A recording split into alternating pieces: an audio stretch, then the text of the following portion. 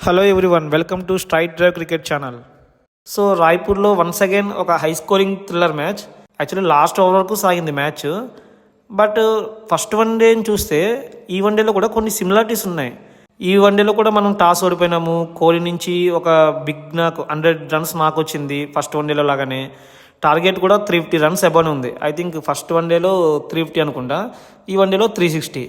But ఇక్కడ difference ఏంటంటే last మ్యాచ్లో మనం 70 రన్స్ తేడాతో గెలిస్తే ఈ మ్యాచ్లో లాస్ట్ ఓవర్లో సౌత్ ఆఫ్రికా గెలిచింది. వాళ్ళకి జూ కూడా కొంచెం హెల్ప్ చేసింది గెలవడానికి.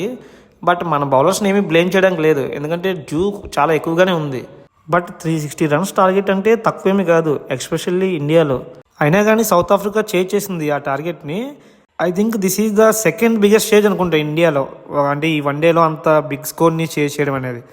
సో ఈ మ్యాచ్లో ఇండియా ఓడిపోయినా కానీ ఒక ప్లస్ పాయింట్ ఉంది. అదేంటంటే రుతురాజు 100 రన్స్ ఇన్నింగ్స్. సో అది ఇండియాకి బాగా ప్లస్ పాయింట్. అతనికి ఫస్ట్ వన్ డేలో అవకాశం ఇచ్చినా కానీ మంచిగానే ఆడాడు, బట్ దాన్ని బిగ్ నాక్ కింద కన్వర్ట్ చేయలేకపోయినాడు. బట్ ఈ మ్యాచ్లో అతను ఎంత క్లాస్ ప్లేయరో అందరికీ తెలిసేటట్టు చేశాడు. ఫస్ట్లో ఒక 2-3 బాళ్ళు ఎడ్జ్ అయ్యి 4-6 అయినా కానీ తర్వాత అతను ఆడిన ప్రతి షాట్ కూడా కరెక్ట్గా ఆడాడు.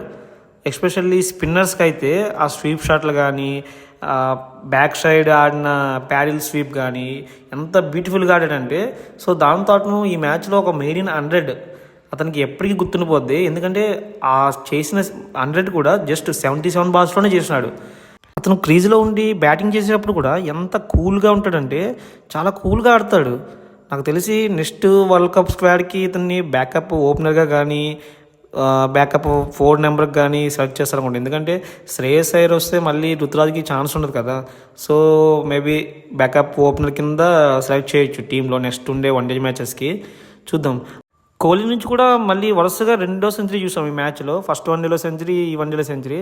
ఐ థింక్ గ్యాప్ తర్వాత ఆస్ట్రేలియాలో ఫస్ట్ 2 వన్డేలో వరుసగా డక్అవుట్ అయినా కానీ తర్వాత వరుసగా 3 వన్డేలో 3 బిగ్ నాక్స్ చూసాం. ఆస్ట్రేలియాతో థర్డ్ వన్డేలో ఒక 79, ఈ ఫస్ట్ వన్డేలో ఒక సెంచరీ, ఈ వన్డేలో ఒక సెంచరీ. సో అతను బ్యాటింగ్ చేసే విధానం అది ఇంటెంట్ కొంచెం చేంజ్ చేసినట్టున్నాడు కదా. ఎందుకంటే ఒక అగ్రెసివ్నెస్ కనిపిస్తుంది ఆ బ్యాటింగ్లో. ఆ 6లు కొట్టినప్పుడు కానీ 4లు కొట్టేటప్పుడు కానీ ఇంతకుముందు ఉండేటట్టు కాదు. ప్రైమ్ టైంలో ఎట్లా ఉండేవాడో మళ్ళీ అటువంటి కోహ్లీని గుర్తు చేస్తున్నాడు అందరికీ. కోహ్లీ బ్యాటింగ్ చేసినప్పుడు కూడా చూస్తే ఒకసారి ఎక్కడ స్ట్రగుల్ అవుతున్నట్టు లేదు. గ్యాప్ నుంచి వస్తున్నారు, గ్యాప్ ఉంటుంది మధ్యలో, అట్లా ఏమీ లేదు. చాలా కాన్ఫిడెంట్గా బ్యాటింగ్ చేస్తున్నాడు. ఆ షాట్లు కూడా చాలా కాన్ఫిడెంట్గా కొడుతున్నాడు. సో మొత్తం మీద కోహ్లీ తన 53వ సెంచరీని పూర్తి చేసుకున్నాడు వన్డేలో. అట్లానే ఈ మ్యాచ్లో టోటల్గా 3 సెంచరీస్ వచ్చాయి. రుతురాజ్ది, కోహ్లీ అండ్ సౌత్ ఆఫ్రికాలో మరాక్రమ్. అతనికి యాక్చువల్లీ 53 దగ్గర ఒక లైఫ్ వచ్చింది, జైస్వాల్ క్యాచ్ వదిలేశాడు. సో దాంతో అతను ఒక సెంచరీ చేశాడు. అది ఇండియాకి ఒక పెద్ద మైనస్ ఆ క్యాచ్ వదిలేయడం అనేది. ఎందుకంటే అతను ఆడిన సెంచరీ నాకు వల్లే మేబీ సౌత్ ఆఫ్రికా గెలిచిందేమో. ఒకసారి మనం మ్యాచ్ పూర్తి వివరాల్లోకి వెళ్తే వరుసగా ఇండియా 20th టైం అనుకుంటా ఈసారి టాస్ ఓడిపోవడం. ఇంకా సౌత్ ఆఫ్రికా ఎప్పట్లానే టాస్ గెలిచి ఫస్ట్ బౌలింగ్ ఎంచుకుంది. టీంలో ఏమైనా చేంజెస్ ఉన్నాయంటే ఇండియాలో అయితే సేమ్ టీంతో రిపీట్ అయ్యింది. బట్ సౌత్ ఆఫ్రికాలో 3 చేంజెస్ జరిగాయి. బహుమా అండ్ కేశవ్ మహారాజ్ వచ్చారు. రికల్టన్కి రెస్ట్ ఇచ్చారు. రికల్టన్కి రెస్ట్ ఇచ్చి ఓపెనర్గా రిగాకే కంటిన్యూ అయినాడు. అట్లనే బాట్మన్ ప్లేస్లో లుంగిడి ఎంగిడి ప్లేయింగ్ 11లోకి వచ్చాడు.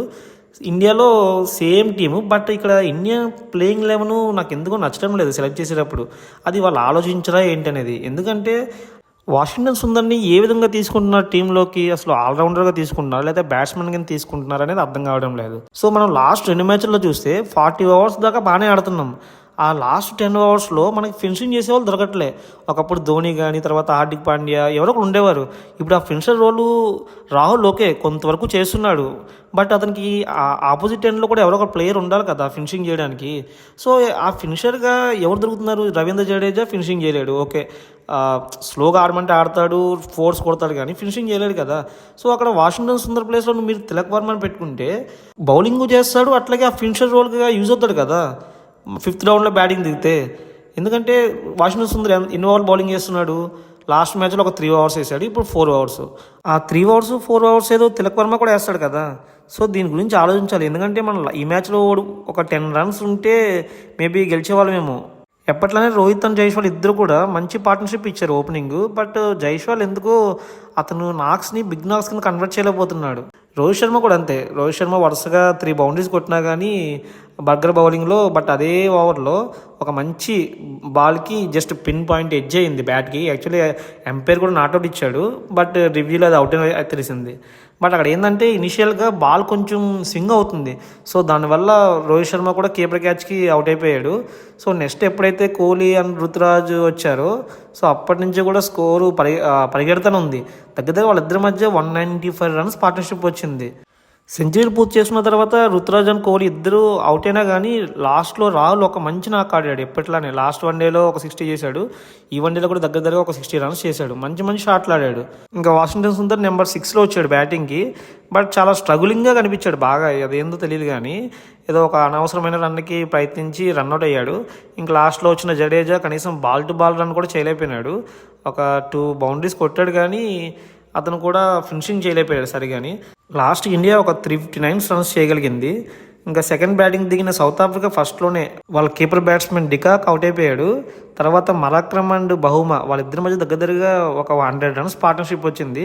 ఐ థింక్ మరాక్రమ్ ఎప్పుడు అంతలా ఆడదనుకుంటాడు ఇండియా మీద, బట్ ఈసారి ఒక సెంచరీ చేశాడు. అతనికి 53 దగ్గర ఉన్నప్పుడు ఒక లైఫ్ వచ్చింది. యాక్చువల్లీ జైషల్ ఒక క్యాచ్ వదిలేశాడు, దాంతో ఇంకా సెంచరీ చేయగలిగాడు. తర్వాత బహుమ్ అవుట్ అయిపోయిన తర్వాత బ్రిడ్జ్కి వచ్చాడు. బ్రిడ్జ్కి మరాక్రమ్ మధ్య కూడా ఒక 72 రన్స్ పార్ట్నర్షిప్ వచ్చింది. అతను బ్రిడ్జ్కి అనేవాడు యంగ్ ప్లేయర్ అయినా కానీ దగ్గరగా 11 వన్డేస్ ఆడితే దాంట్లో 7 హాఫ్ సెంచరీస్ అండ్ ఒక సెంచరీ కూడా ఉందంట. మరాక్రమ్ ఎప్పుడైతే సెంచరీ పూర్తి చేసుకున్నాడో హర్షిత్ రాణా వేసిన ఒక స్లో బౌన్సర్కి క్యాచ్ అవుట్ అయ్యాడు. సో హర్షిత్ రాణా యాక్చువల్లీ ఈ మధ్య కొంచెం బాగానే బౌలింగ్ చేస్తున్నాడు అనుకోవాలి ఉన్న వాళ్ళు, ఎందుకంటే వికెట్స్ అతనే తీస్తుంది. ఇంకా నెక్స్ట్ మ్యాచ్ ఎప్పుడు టర్నింగ్ పాయింట్ అయిందంటే బ్రిడ్జ్కి అండ్ బ్రెవిస్ మధ్య 92 రన్స్ పార్ట్నర్షిప్ వచ్చింది.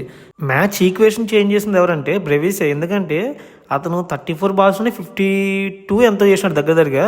దాంట్లో 5 సిక్స్లు ఉన్నాయి. సో ఎప్పుడైతే 5 సిక్స్లు కొట్టినాడో ఒక్కసారిగా మ్యాచ్ ఈక్వేషన్ చేంజ్ అయిపోయింది. తర్వాత వీళ్ళు అవుట్ అయిన బ్రిడ్జ్కి, బ్రెవిస్, జెన్సన్ అందరూ వరుసగా అవుట్ అయినారు. అట్లానే డిజోర్జీ రిటైర్డ్ అయినా కానీ లాస్ట్లో కార్బిన్ బాష్ ఉంటాడు కదా ఆల్రౌండరు, అతను రిమైనింగ్ పార్ట్ని ఫినిష్ చేశాడు. So I think 50th over దాకా వచ్చింది. ఒక 4 బాల్స్ మిగిలి ఉండగా వాళ్ళు చేశారు. యాక్చువల్లీ ఈ మ్యాచ్లో మన ఫీల్డింగ్ మిస్టేక్స్ కూడా చాలా ఉన్నాయి. ఈవెన్ జడేజా కూడా కొన్ని బాల్స్ వదిలేశాడు, కుల్దీప్ యాదవ్, అట్లానే జైష్వాల్ ఆ క్యాచ్ వదిలేయడం వల్ల ఆ 10-15 రన్సే మనకు లాస్ట్లో యూజ్ అయ్యేమో మేబీ ఆ ఫోర్స్ అవి మనం కాపాడుకుంటే. బట్ ఎట్లయితే సిరీస్ ప్రస్తుతానికి 1-1తో ఈక్వల్ అయింది. లాస్ట్ డిసైడర్ మ్యాచ్ మన వైజాగ్ స్టేడియంలో జరుగుతుంది. సో ఎవరైనా నియర్ వైజాగ్ ఎవరైనా ఉంటే ఈ పాసిబుల్ మ్యాచ్ చూడడానికి వాళ్ళకి పాసిబుల్ అయితే వెళ్ళి చూడండి. ఎందుకంటే మనం రోహిత్ శర్మ కోహ్లీని లాస్ట్ టైం చూస్తాం అనుకుంటా వైజాగ్లో. సో ఎవరికైనా పాసిబుల్ అయితే వెళ్ళండి. సో ఈ వీడియో కనుక మీకు నచ్చితే లైక్ చేయండి, షేర్ చేయండి. అలానే మరిన్ని ఇలాంటి వీడియోల కోసం నా ఛానల్ని సబ్స్క్రైబ్ చేసుకోండి.